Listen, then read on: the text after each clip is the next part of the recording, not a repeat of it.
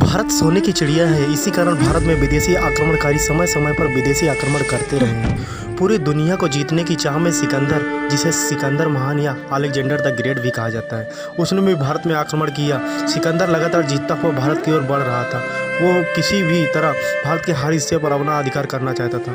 उसे लगता था कि वो भारत के हर अलग अलग रियासतों के राजाओं को आसानी से हराकर विजय हासिल कर लेगा, लेकिन उसका ये सपना कभी पूरा नहीं हो सका, क्योंकि उसका मुकाबला पोरस जैसे शक्तिशाली योद्धा से हो गया। पोरस और सिकंदर के बीच हाइडेस पिच की लड़ाई। सिकंदर और पोरस के बीच झेलम नदी के किनारे भयंकर युद्ध हुआ। इस युद्ध को लेकर लोगों की अलग अलग मान्यताएं हैं।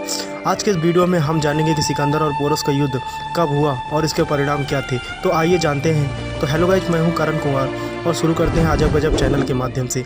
सिकंदर फिलिप द्वीप का पुत्र था। सिकंदर 20 वर्ष की आयु में मैसेडोनिया का शासक था। उसने भाई की हत्या करने के बाद सिकंदर राजा बना था। सिकंदर ने पूरी दुनिया को जीतने का प्रण लिया था। कहा जाता है कि सिकंदर ने जीवन में जितनी भी लड़ाइयाँ लड़ी थी, सब में उसे विजय हासिल हुई थी। इसीलिए ही कहा जाता है जो जीता वही सिकंदर। सिकंदर फिलिसिया, एशिया, भूमध्य सागरीय प्रदेशों पर अधिकार कर चुका था। अब वह पूरी दुनिया पर अधिकार करने के इरादे से भारत की ओर बढ़ रहा था। भारत एक गण राज्यों में बटा हुआ था। उस समय भारत के राजा अपने राज्य का विस्तार करने के लिए आपस में ही लड़ रहे थे, जिस कारण सिकंदर को भारत में आक्रमण करना फायदेमंद साबित हुआ। सिकंदर ने 326 ईसा पूर्व में भारत में आक्रमण किया था। सिकंदर सबसे पहले तक्षशिला के राजकुमार अम्बी को अपने साथ मिला लिया। अम्बी पोरस को द्वेष करता था, इसलिए उसने सिकंदर का साथ दिया। तक्षशिला को जीतने के बाद सिकंदर पूरे भारत में अधिकार करना चाहता था, लेकिन उसके लिए उसे भारत के सभी छोटे बड़े राजाओं से युद्ध करना था। सिकंदर अपने पूरे जीवन में केवल युद्ध ही करता रहा था, जिसके कारण उसकी सेनाएं थक चुकी थी।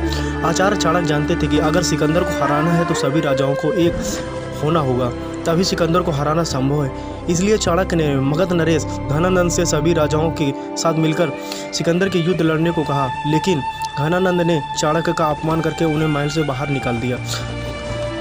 घनानंद से युद्ध करने से पहले उसे राजा पोरस जैसे शक्तिशाली राजा से युद्ध करना था। सिकंदर और पोरस के बीच हाइडेस पिच का युद्ध हुआ। यह युद्ध बहुत भयंकर हुआ था, जिसके बाद सिकंदर को एहसास हो गया था कि वो भारत में अपना विजय अभियान भारत में जारी नहीं रख सकता। सिकंदर ने राजा पोरस की अधीनता स्वीकार करने का संदेश भिजवाया, जिसे राजा पोरस ने पूरी तरह से नकार दिया। जिसके बाद सिकंदर और पोरस के बीच युद्ध हुआ। पोरस से युद्ध लड़ने को सिकंदर को झेलम नदी को पार करना था। पोरस ने सोचा सिकंदर की सेना झेलम नदी को पार नहीं कर पाएगी, और पोरस के इस कदम को उसकी सबसे बड़ी गलती माना जाता है। सिकंदर की सेना ने सामने से नदी को नहीं पार किया, बल्कि पीछे से पार कर लिया था, और अब वो पोरस के सामने आ गए थे। सिकंदर के पास 50,000 से अधिक सैनिक थे, बल्कि पोरस के पास 23,000 पैदल सैनिक थे। सिकंदर के पास 7,000 घुड़सवार थे, जबकि पोरस के पास सिर्फ 4,000 घुड़सवार थे। पोरस के पास हाथी थे। सिकंदर की सेना में कभी भी इतने बड़े हाथी नहीं देखे थे। इन हाथियों ने सिकंदर की सेना को बहुत नुकसान पहुंचाया, लेकिन इस युद्ध में बारिश ने सिकंदर का साथ दिया, जिसकी वजह से पोरस के रथ कीचड़ में फंस गए थे। पोरस की सेना के पास सिकंदर की सेना जैसे हथियार और ढाल वीर तलवारें नहीं थी। फिर भी पोरस ने खुद युद्ध लड़ा था, और जिस तरह से युद्ध लड़ा था, जिससे सिकंदर की सेना और खुद सिकंदर भी चिंतित हो गया था। इस युद्ध में सिकंदर की हार हुई या जीत, इस पर इतिहासकारों की राय अभी भी दबी हुई है, लेकिन कहा जाता है कि इस युद्ध में पोरस की हार हुई थी। परंतु इस युद्ध के बाद सिकंदर की सेना आगे जाने से मना कर दिया था, जिसके बाद सिकंदर वापस लौटने लगा था, तो रास्ते में लौटते वक्त उसकी मौत हो गई थी। युद्ध के पोरस की हार के बाद सिकंदर ने पोरस को बंदी बना लिया और पोरस से पूछा कि उसके साथ कैसा व्यवहार किया जाए। तब पोरस ने कहा था कि जैसा एक राजा दूसरे राजा के साथ करता है, वैसा ही व्यवहार किया जाए। इस जवाब से और पोरस की युद्ध में वीरता और कौशल से सिकंदर बहुत प्रभावित हुआ था।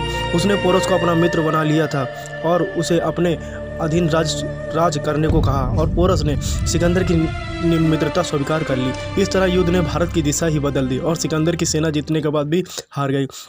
तो दोस्तों, ये था राजा पोरस और सिकंदर की महान वीरता की कहानी। आगे मिलते हैं एक और वीडियो के साथ।